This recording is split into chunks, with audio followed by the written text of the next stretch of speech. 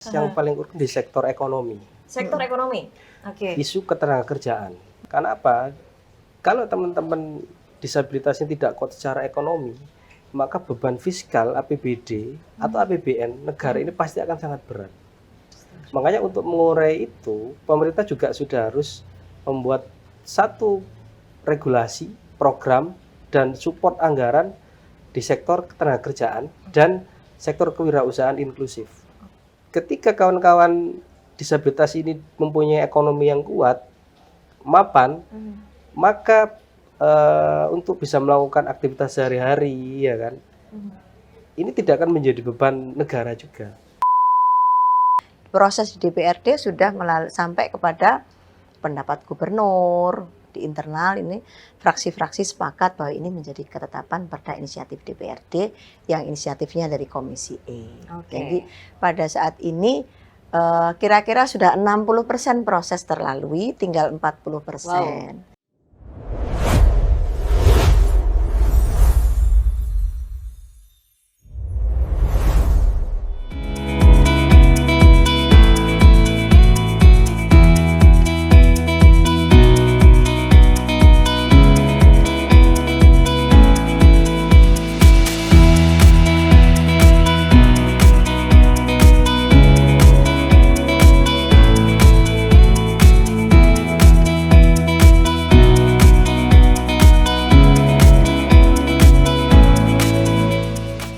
Assalamualaikum warahmatullahi wabarakatuh. Salam sejahtera, Om Swastiastu, Namo Buddhaya, dan salam kebajikan. Tribuners, bersama saya Hefty Suud dalam podcast Ngobrol Bareng Dewan. Dan hari ini seperti yang Tribuners lihat, saya sedang tidak berada di studio, tapi saya berada di Galeri Disabilitas Kinasih dan UPT Dinsos Jawa Timur, atau populer disebut sebagai Gadisku Surabaya. Nah, karena ini podcast Ngobrol Bareng Dewan, tentu saya tidak sendiri, sudah ada bersama dengan saya Ketua Komisi E DPRD Provinsi Jawa Timur, Ibu Dr. Sri Untari Bisowarno. Ini beliaunya sudah ada di sebelah saya. Assalamualaikum warahmatullahi wabarakatuh. Waalaikumsalam warahmatullahi wabarakatuh. Salam sejahtera untuk semuanya, Rahayu. Salam sejahtera. Dan tidak hanya bersama dengan Ibu Untari hari ini ya Bu ya. Aku berteman dengan dia. Iya, Ngobrol Bareng Dewan hari ini juga ada Mas Abdul Majid. Siap. Beliau adalah Ketua Koalisi Difabel Jawa Timur. Siap, selamat. Mantap. Selamat datang di podcast Ngobrol Bareng Dewan, Tribuners, bersama kami bertiga ya hari ini. Kenapa ini ada dua narasumbernya? Karena hari ini Tribuners kita akan membahas tema tentang menyusun regulasi yang menjawab kebutuhan penyandang disabilitas. Di DPRD Jawa Timur itu tengah menginisiasi rancangan peraturan daerah tentang perlindungan dan pelayanan bagi penyandang disabilitas. Kehadiran Raperda ini dinilai penting sebagai langkah memperkuat jaminan hak-hak penyandang disabilitas di Jawa Timur. Karena kalau tadi saya sempat ngobrol behind the scene sama Mas Majid ya saya manggilnya ya. Siap.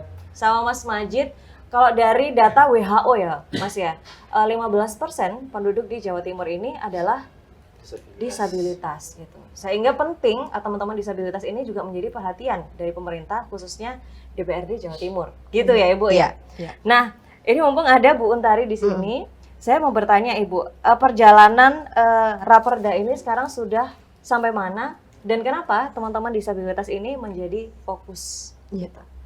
Jadi perjalanan Ranperda ini sudah sampai kepada harmonisasi di Kemenkumham kemarin. Saya, kemudian Wakil Ketua Komisi, Bapemperda, Mas Majid kami ajak, dan OPD-OPD terkait bersama dengan Kemenkum untuk melakukan harmonisasi klausul-klausul pasal. Itu memang menjadi salah satu tahapan yang harus kami lalui. Karena ini Ranperda inisiatif, maka perjalanannya panjang, Mbak. Ya. Jadi panjang banget ini, mulai bikin naskah akademik, kemudian menyusun klausul, kemudian kami RDPO dengan masyarakat koalisi difabel, lalu kemudian RDP dengan para mitra kami di Pemprov, kemudian kami FGD, setelah itu Dari masukan-masukan ini kami susun kembali dan kemudian kami drafting lagi untuk kemudian dibawa ke Kemenkum. Dan kemudian proses di DPRD sudah sampai kepada pendapat gubernur, kemudian masih internal, maaf, di internal ini fraksi-fraksi sepakat bahwa ini menjadi ketetapan perda inisiatif DPRD yang inisiatifnya dari Komisi E. Jadi pada saat ini kira-kira sudah 60% proses terlalui, tinggal 40%. Alhamdulillah alhamdulillah semua berjalan lancar dan cepat karena kita punya frekuensi yang sama untuk menyamakan persepsi kami, persepsi teman-teman difabel, disabilitas, dan persepsi teman-teman OPD. Semuanya dukungannya kuat sekali. Baik. Dan untuk penyusunan naskah akademiknya ini Ibu, apakah teman-teman koalisi disabilitas Jawa Timur juga dilibatkan? Pertanyaan saya. Pertanyaannya mengapa dilibatkan? Iya. Berarti jadi, dilibatkan ya Ibu ya? Dilibatkan. Kenapa mereka, teman-teman kami libatkan? Kami ini kan orang-orang yang diparingi sama Tuhan kelengkapan raga dan fisik serta mental. Nah, ketika kami mau menyusun, kalau kami tidak melibatkan teman-teman sebagai penerima takdir Tuhan ini dan situasi dan kondisi, maka kami pasti tidak akan selengkap kalau beliau-beliau kami libatkan. Maka Mas Majid selaku Ketua Koalisi Difabel Jawa Timur, kami ajak untuk ikut menyusun naskah akademik. Yang naskah akademiknya itu rinci banget, rinci, jelas, terstruktur, kemudian ngelapang dan teorinya matang. Karena bersama Bapak Ibu para profesor di UNER dan kami TA-nya di PRD sampai kepada drafting pasal-pasal 79 pasal 14 bab itu hasil dari rekan-rekan diskusi tidak hanya berdua, berkelompok naskah akademik ini. Baik. Dan berarti kemudian DPRD sama teman-teman koalisi. Ya, dari DPRD ada, kami tugaskan wakil ketua komisi untuk mendampingi proses. Kemudian nanti di proses-proses resmi DPRD saya yang memimpin langsung. Jadi yang berbeda Mbak ya, sekarang kenapa kita mesti mengganti Perda 3 tahun 2013 itu dengan peraturan daerah yang baru ini, karena yang dulu pendekatannya charity, kemudian social base, dan kemudian medical base. Artinya belas kasihan pendekatannya Perda yang dulu itu. Nah, karena memang cara pandang undang-undang di waktu yang dulu masih belas kasihan melihat saudara-saudara kita yang disabil ini. Pendekatan baru menggunakan human rights, pendekatan kemanusiaan, hak asasi manusia. Oleh karena itu maka mereka dipandang sebagai warga negara yang harus memiliki hak yang sama dengan yang lain, kemudian kewajiban yang sama dengan yang lain, fasilitas yang sama dengan yang lain, dan perlindungan dan pemberdayaan yang sama, serta penghormatan yang sama dengan yang lain. Karena di dalam diri mereka yang alhamdulillah yang kalau misalkan yang kekurangan fisik, itu hanya fisiknya saja kok. Tapi mental, spiritual, batin, dan sukmanya hidup. Kecuali yang mereka memang dalam keadaan berat atau ODGJ dan sebagainya, itu memang perlu treatment yang kuat sehingga mereka bisa sembuh. Apakah bisa sembuh? Ada yang sembuh. Nanti makan di depan ya. Karena termasuk yang sembuh. Di depan galeri gadisku ini katanya ada warung apa sih Bu ya? Warung angkringan apa namanya? Angkringan jiwa. Itu yang mengelola adalah teman-teman disabilitas. Teman-teman disabilitas mental gitu. Jadi kayak yang Bu Nari tadi bilang bahwa teman-teman disabilitas ini tidak perlu dikasihani ya Ibu ya. Mereka hanya butuh kesempatan yang sama gitu ya, dengan treatment yang mungkin tentunya berbeda gitu ya Ibu. Jadi kita memilih tempat ini juga itu supaya podcast kita nyatu. Ngomong disabilitas itu di tempatnya disabilitas bersama disabilitas. Di belakang saya Bu Untari dan dan juga Mas Majid itu adalah karya-karya dari teman-teman disabilitas ya Mas ya. Ada batik ciprat, ada sepatu, ada tas, ada taplak meja. Mas Majid ini keren banget ternyata Bu ya. Beliau ini sedang pendidikan S2. Sudah S2. Kebijakan publik di Universitas Erlangga. Dan katanya sudah pernah kursus pendidikan juga di Australia gitu. Baik. Lalu Mas Majid, tadi kita ngobrolin tentang Raperda kan. Yang Mas Majid juga terlibat dalam perumusannya. Ini saya mau tanya ke Mas Majid. Bagaimana Mas Majid melihat adanya Raperda itu dan bagaimana menurut Mas Majid ketika ini nanti benar-benar akan disahkan gitu? Karena tadi prosesnya sudah 60% kan ya Ibu ya gitu. Kurang 40% lagi ada deh Raperda itu. Gimana? Iya Mbak Titis, jadi memang Jawa Timur harus mempunyai perda ini, hukumnya adalah fardhu ain. Fardhu ain. Iya, karena amanah dari Undang-Undang 8 nomor 2016 tentang penyandang disabilitas, daerah-daerah itu sudah harus mempunyai perda-perda yang mengatur tentang kearifan lokal tentang isu-isu disabilitas. Jawa Timur, apa yang menjadi muatan lokal tentang isu disabilitas di daerah lain, termasuk seluruh kabupaten dan kota. Memang kita sudah punya Perda 3 2013 tentang penyandang disabilitas, tapi itu sudah kadaluarsa. Maka sudah seyogyanya Perda itu harus diharmonisasi atau diperbarui. Makanya kita dari Koalisi Disabilitas Jawa Timur terdiri dari 35 gabungan organisasi disabilitas, bayangkan. Mulai disabilitas fisik, mental, intelektual, motorik, sensorik, dan juga kawan-kawan dengan disabilitas ganda. Di level Jawa Timur, kita membuat koalisi, kemudian mengadvokasi, ya kan? Kita bersurat secara resmi ke DPRD, ke Komisi E, ke Gubernur, ya kan? Dan alhamdulillah Komisi E melalui Bu Untari dan Mas Jairi, ya kan, merespon dengan sangat positif dan gerak cepat.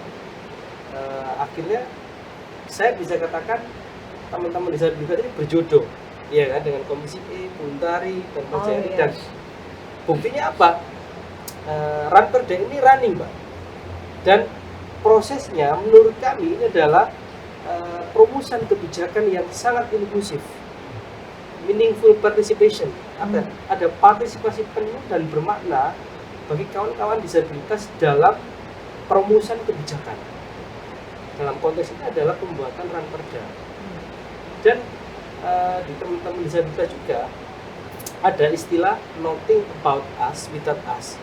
Jangan berbicara tentang kami disabilitas tanpa melibatkan kami. Makanya Bu Untari dan Komisi E menangkap itu, dan kami dilibatkan pada seluruh proses perumusan Raperda di disabilitas yang ada di Komisi E. Oke. Baik, ya mungkin karena berjodoh itu tadi ya, Bu Mas ya. Jadi langkahnya tuh bisa sat-set gitu. Betul.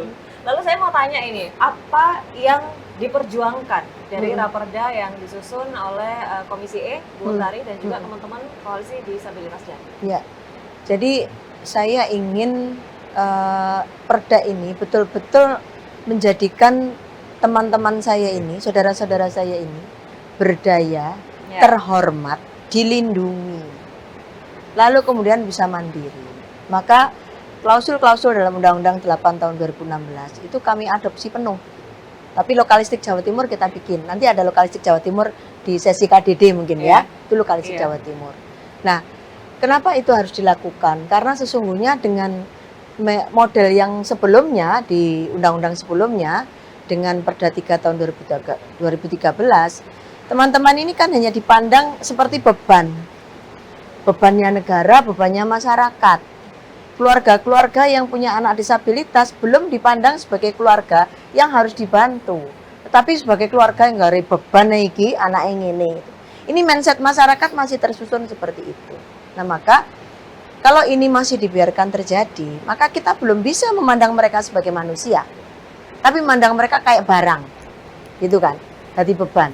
Nah, itu saya betul-betul melihat membaca undang-undang ini, pesan moralnya sungguh kuat. Harus ada penghormatan, perlindungan, dan pemberdayaan supaya saudara-saudara kita ini mendapatkan tempat yang baik agar mereka bisa berekspresi, dan ekspresi itu menjadi bagian daripada kemandirian mereka, terutama kemandirian ekonomi. Katakanlah dia tidak mandiri dalam bergerak, tapi dia mandiri secara ekonomi, bikin buku. Karena Mbak siapa itu yang Lamongan apa sih? Mbak Vira. Kuliah S3 di UNER. Wow. Coba, saya punya di koperasi saya ini, putranya PJ kelompok saya, penulis buku, novel-novel bagus. Dan saya selalu membaca bukunya sampai tuntas saya baca. Betapa dia mampu melakukan ekspresi tulisannya, saya sampai ditanya ke ibunya, ini nulisnya gimana Bu? Kondisinya kan memang sangat ini agak berat menurut saya. Ini dia pakai bahasa isyarat Bu, kami ada ini terus ada yang terjemahkan. Jadi kekurangan itu sebenarnya oke lah orang mengatakan itu keterbatasan, iyalah kita harus akui itu ya Mas Majid. Iya. Tetapi bukan berhenti di situ. Karena masih bisa diberikan kesempatan yang luas agar kekurangan tadi ditutupi dengan kelebihan. Dan itu terjadi dan bisa. Saya amazing lulusan S2. Ya kan? Iya. Coba. Kemudian si Mbak Mary itu lulusan apa tuh? Bojomu. S1 ya? Kebijakan publik juga. S2 kebijakan publik juga. Hostnya yang lampu hijau itu, si Mbak Citra, cantik banget. Sekarang Netra lagi S2 dia. Lagi S2 juga. UI. Jadi Keren. ada banyak. Teman kita yang UNER itu dosen, siapa tuh namanya? Mas apa? Fikri, Mas Fikri. UPN veteran. Dosen UPN Bisa. veteran. Matanya nggak kelihatan. Tetapi kritisnya minta ampun. Tapi isi kepalanya. Isi kepalanya nggak Jangan diragukan ya. kaleng-kaleng. Maka dari situlah Mbak saya berpikir di di masa saya diberikan kesempatan oleh partai kami PDI Perjuangan untuk menjadi ketua komisi E ini, saya betul-betul ingin memaksimalkan peran saya untuk masyarakat. Nah, kebetulan ketemu sama teman-teman yang memang membutuhkan kehadiran kami sebagai regulator daerah ini. Ya. Sehingga kayak nyambung sudah. Ya. Nyambung, tumbuh, ketemu, tutup. Tak gitu cepet jalannya. Diam jalan, Bu mau ketemu kapan? Oke, ini ada waktu, Srut, Iya. ketemu. Bu mau ini, ayo ketemu. Pokoknya saya sama Mas Jairi fokus dan kebetulan teman-teman komisi E itu saya juga naruh rasa hormat pada teman-teman saya. Datang itu kalau setiap kali bahas Ranperda ini, yang datang pasti banyak, Mbak. Betul. Sampai rapat-rapat paripurna itu diagendakan tuh semuanya. Berawal dan berproses dengan sangat baik sehingga saya merasa bersyukur di momen-momen seperti ini kami memiliki cara dan memiliki kesempatan untuk berbakti pada rakyat, Ya. berbakti pada masyarakat yang khusus. Dimana kalau masyarakat yang lain ya perda-perda yang lain lah. Tapi ini mengatur seluruhan proses mereka. Ya. Bagaimana mereka sekolah, bagaimana mereka bekerja, mereka dapat pemilihan hukum, mereka di transportasi publik, mereka menjadi ASN, mereka menjadi pegawai swasta. Semuanya ada kita atur di sini. Itu keren banget percaya. Iya. Ini saya dengar ceritanya aja dari cuma oke, keren. Ini keren. Nah, coba ini Mbak, kenapa saya sangat ini ya? Saya membaca bagaimana pelindungan dan penghormatan kita pada rekan-rekan ini azasnya apa? Penghormatan terhadap martabat manusia. Otonomi individu tanpa diskriminasi, partisipasi penuh, keragaman manusia dan kemanusiaan, kesamaan kesempatan, kesetaraan, aksesabilitas, kapasitas yang terus berkembang dan identik, anak inklusif dan kemudian perlakuan khusus dan pelindungan lebih. Termasuk perempuan. Itu. Nah, ketika kami mendengarkan ada adik-adik disabilitas kita yang lagi dalam posisi masih belum menikah, terus ada perkosaan pada, hati saya itu, ya Allah, manusia apa ya kamu Betul, ya, betul, kamu betul. kok bejat banget ya, Betul, gitu loh. betul. Sudah ini orang menderita, masih disiksa dengan keadaan gitu. Nah, kemudian masyarakat membiarkan saja misalkan. Mereka kena, wah aku ada kelemahan mental ya Jarno. Aduh, di mana kemanusiaan Padahal kita kita? sesama Iya, dia manusia. Iya. Ya, itu Mbak yang membuat saya, hati saya penuh saya taruh di sini. Iya. Saya berikan lagu kayak Cinta Sejati. Gimana itu lagunya Ibu? Hah? Boleh nyanyi dikit? Potongan lagunya gini. Potongan lagu. Depan sama potongan ya. Iya. Manakala hati menggeliat mengusik renungan. Terakhir itu yang bukan terakhir ya, ada di bait ketiga kota. Sukmaku berteriak menegaskan ku cinta padamu. Terima kasih pada Maha Cinta menyatukan kita. Saat aku tak lagi di sisimu. Lah gak jadi anggota DPRD mana? Ku tunggu kau di keabadian.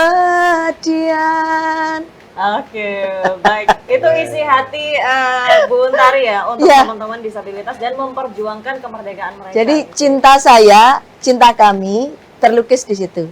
Cinta kita melukiskan sejarah, menggelarkan cerita penuh sukacita. Nggak ada perda iki, Mbak.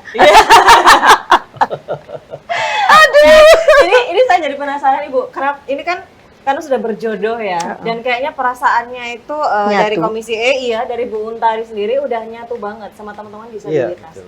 Saya penasaran. Ini proses untuk sampai berjodoh ini gimana ceritanya gitu? Jadi Mungkin Mas Najib sama Bu Jodoh. Untari bisa. Jodoh Bulan gini. Juni ya itu. Sampai Itu diawali dari surat cinta kami kepada Bu Untari. Oh, jadi teman-teman dulu yang ngirim surat Iya. cinta. Iya. Kapan itu? Kapan? Pada bulan April kita kapan? bersurat 2005. 2025. Surat itu kita masukkan ke DPRD, Mhm. ke Komisi E. Ya.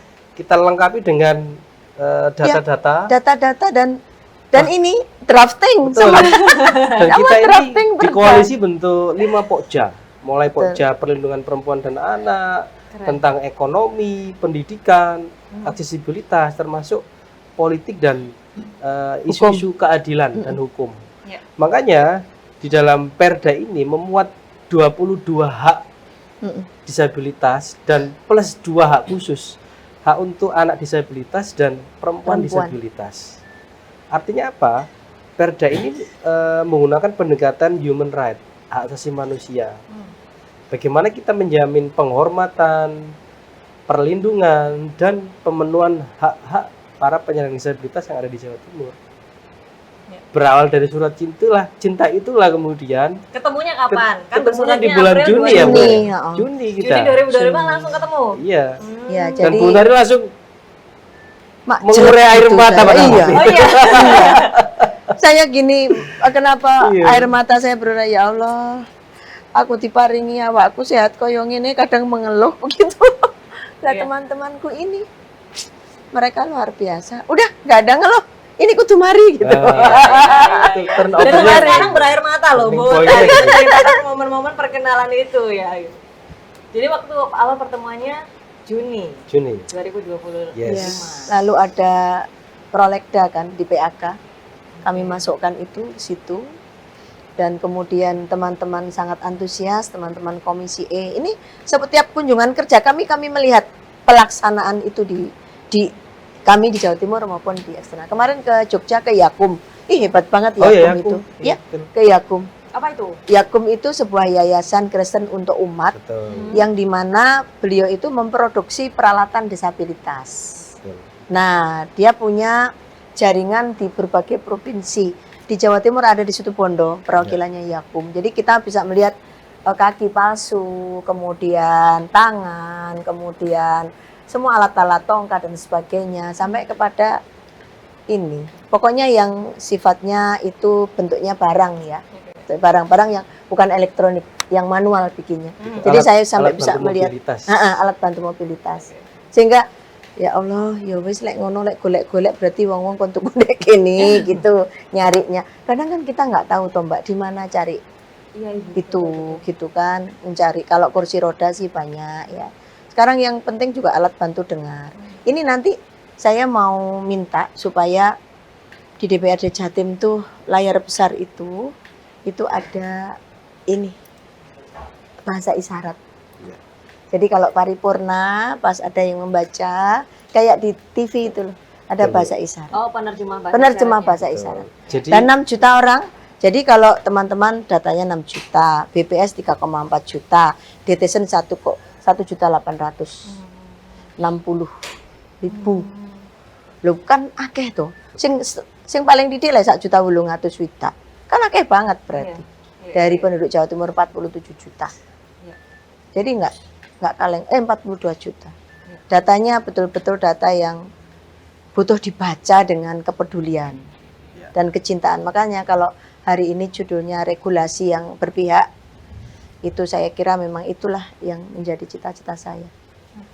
mencintai mereka sampai tuntas. Nanti seluruh OPD ini punya program untuk mereka. Kantor-kantor pemerintah jangan sampai ada yang nggak ada kursi roda, jangan sampai nggak ada yang, jangan sampai mereka sulit untuk masuk ke kantor-kantor pemerintah. Lalu sekolah-sekolah itu bagaimana mereka juga, ya kami memang agak susah untuk sekolah karena SLB ini dibebankan pada SMK kita semua. Jadi mulai PAUD sampai dengan SMA itu bebannya di pemerintah Jawa Timur.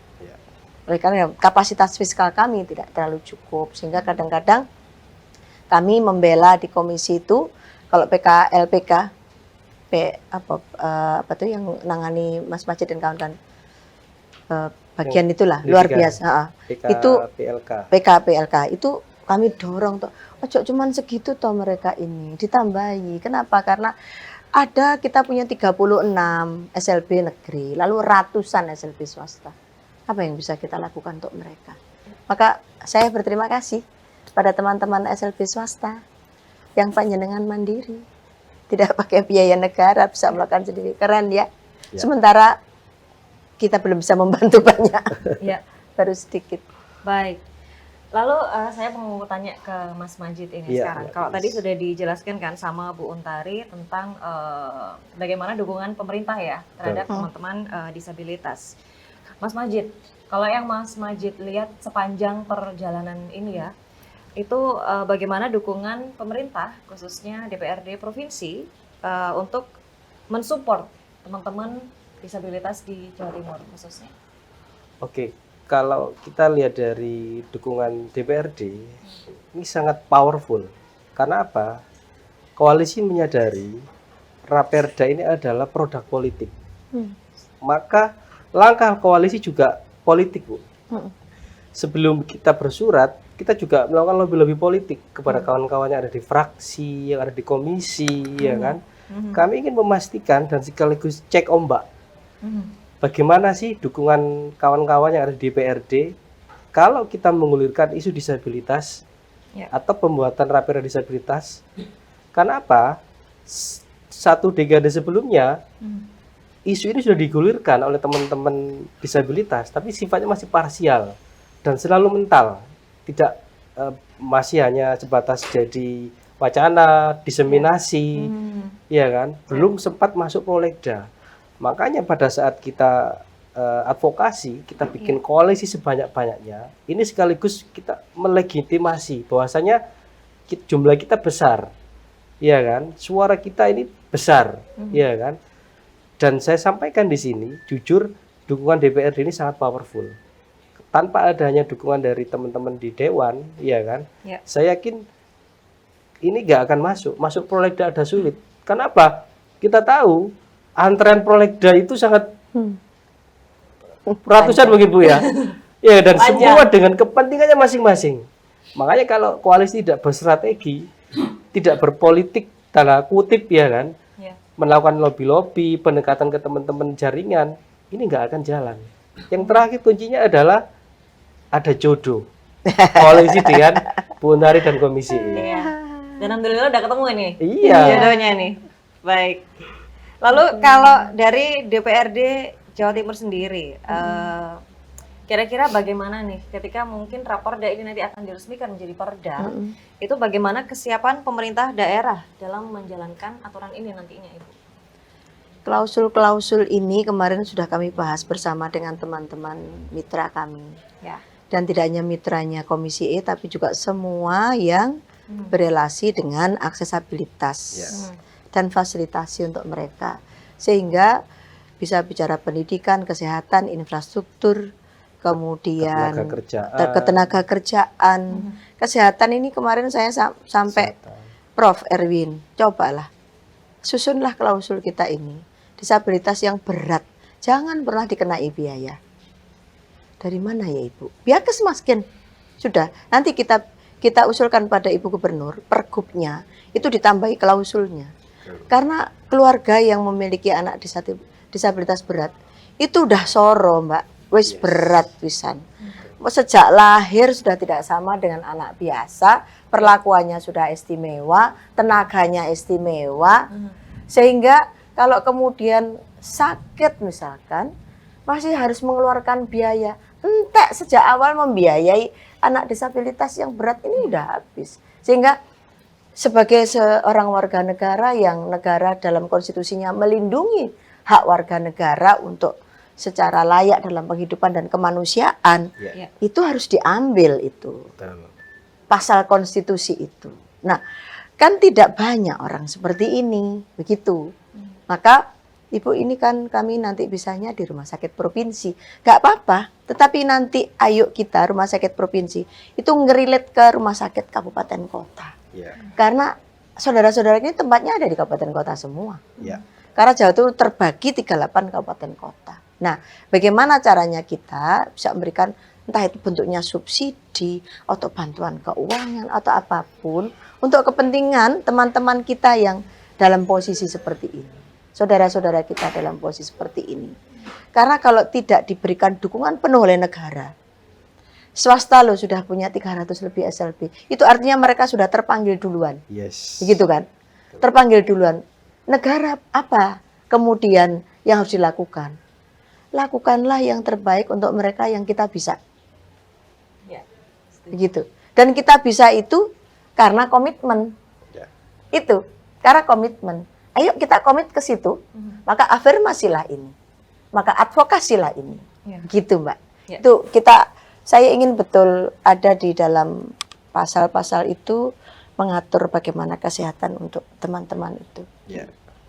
Sekarang coba bayangkan di sini di teman-teman di koalisi difabel ini ada loh yang putranya 3 itu Disabilitas semuanya disabilitas.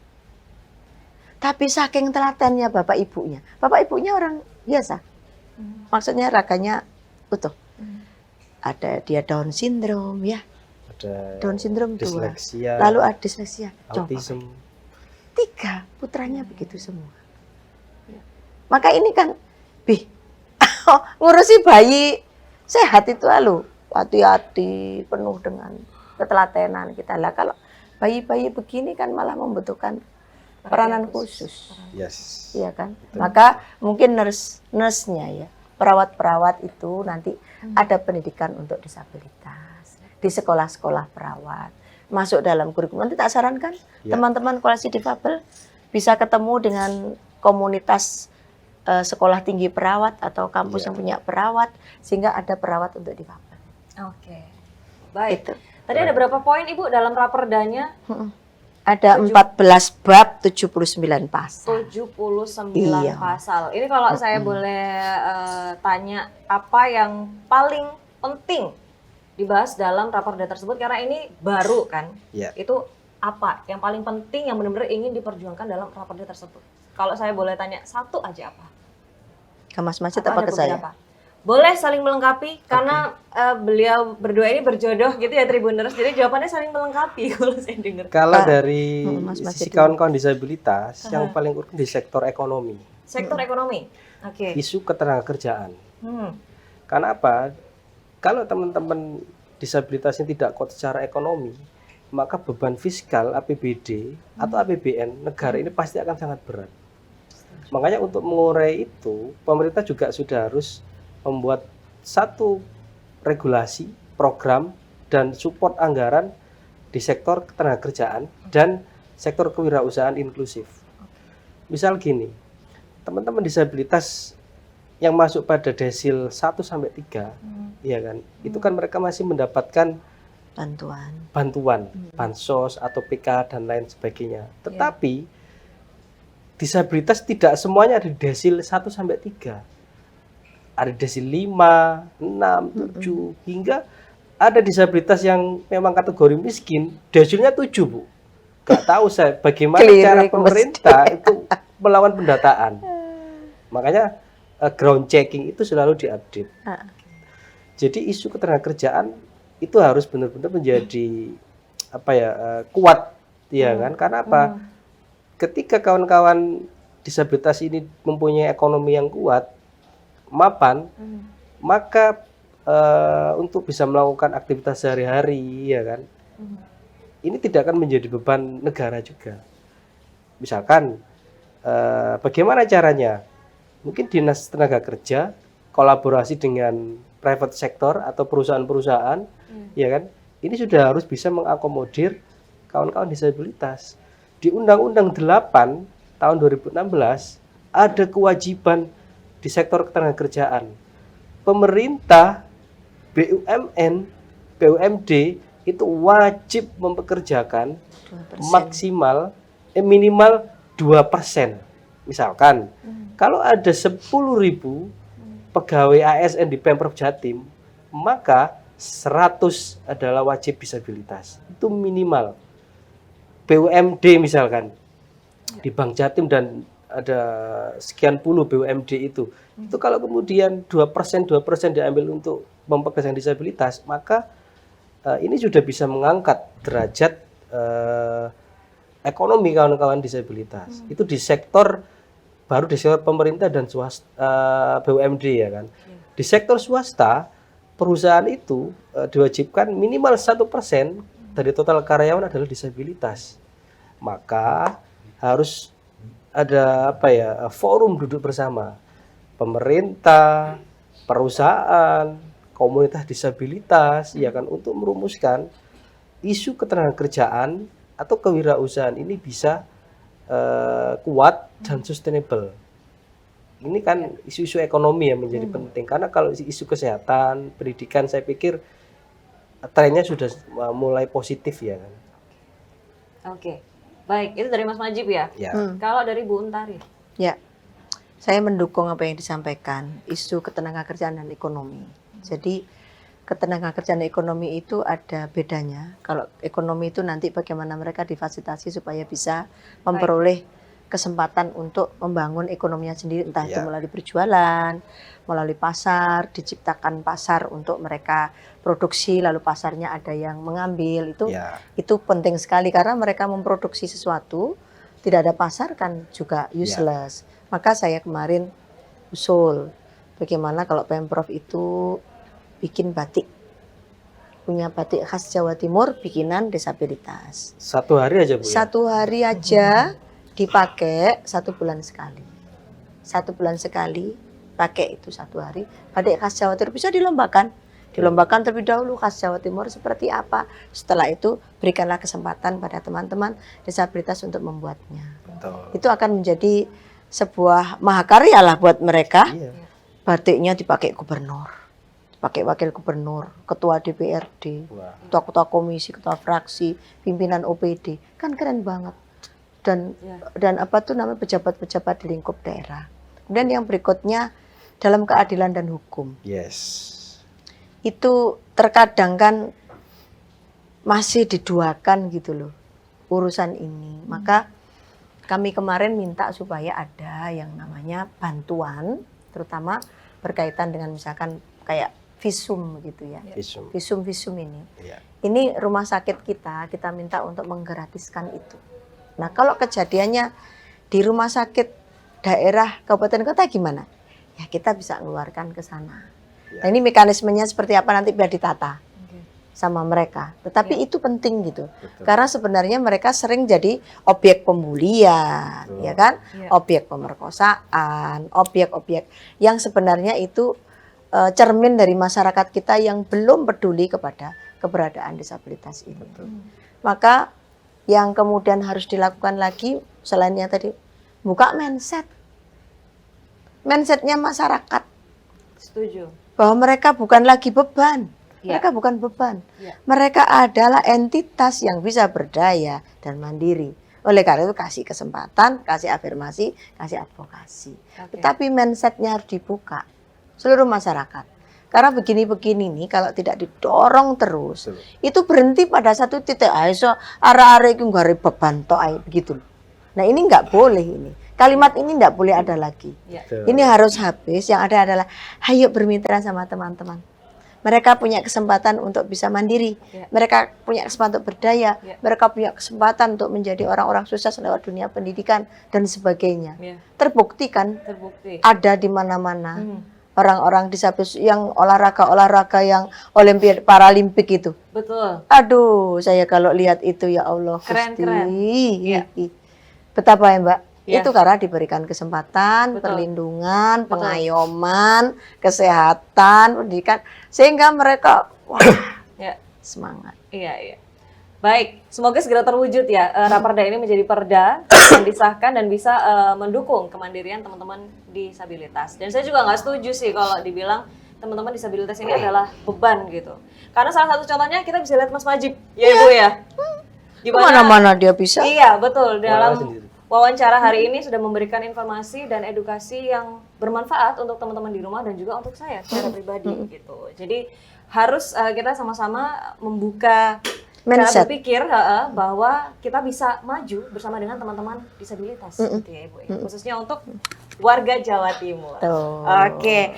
Baik, terima kasih Mas Majib dan Bu Untari atas ngobrol-ngobrol hari ini tentang menjawab kebutuhan Ada penyandang satu lagi disabilitas. sebenarnya. Apa Ibu? Isu lokalnya KDD. Silakan. Oh ya. Nah, Ya, monggo. kita punya isu lokal asalnya dari teman-teman Oke, baik. Komisi Disabilitas Daerah. Ya. Oke. Kemarin Apa saat itu?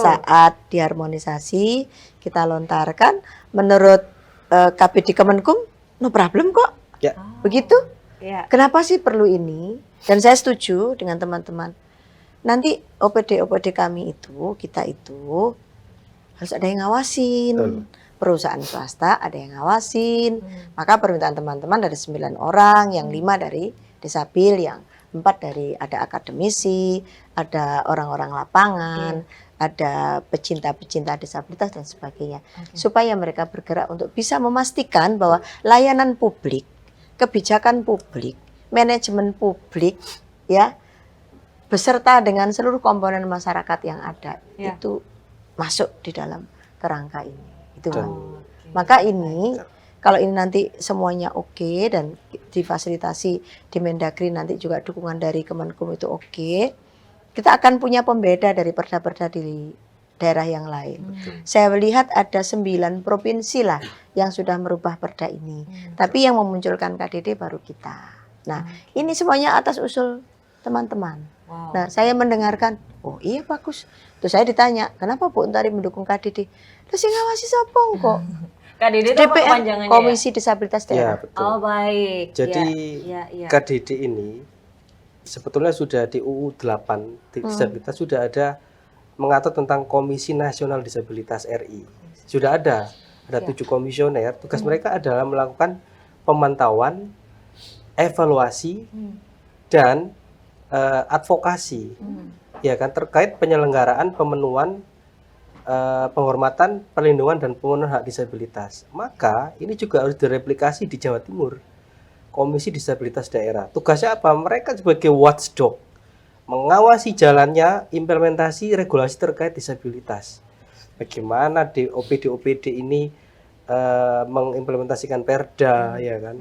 Terus bagaimana perusahaan-perusahaan itu diawasi agar bisa memperkenalkan disabilitas dengan akomodasi yang layak.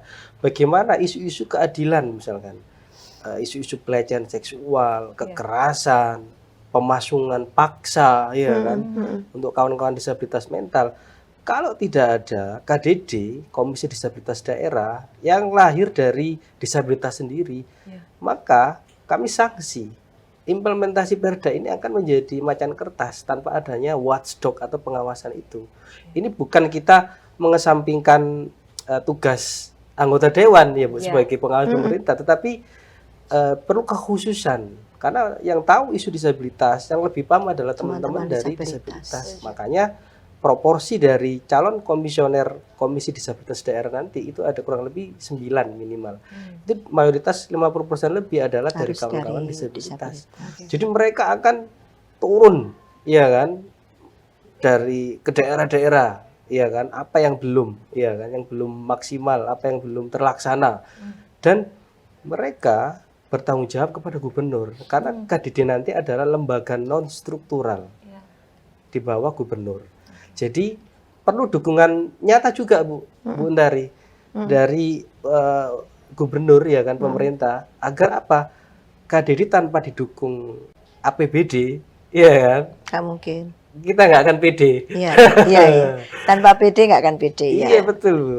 Walaupun nanti bisa dari berbagai pihak untuk bisa membantu. Ya. Baik. Jadi Kak Dede ini semangatnya kayak yang tadi di awal dibilang sama Mas Majid ya. Iya. Don't talk about us Without us. without us. Without us. Betul. Oke. Baik.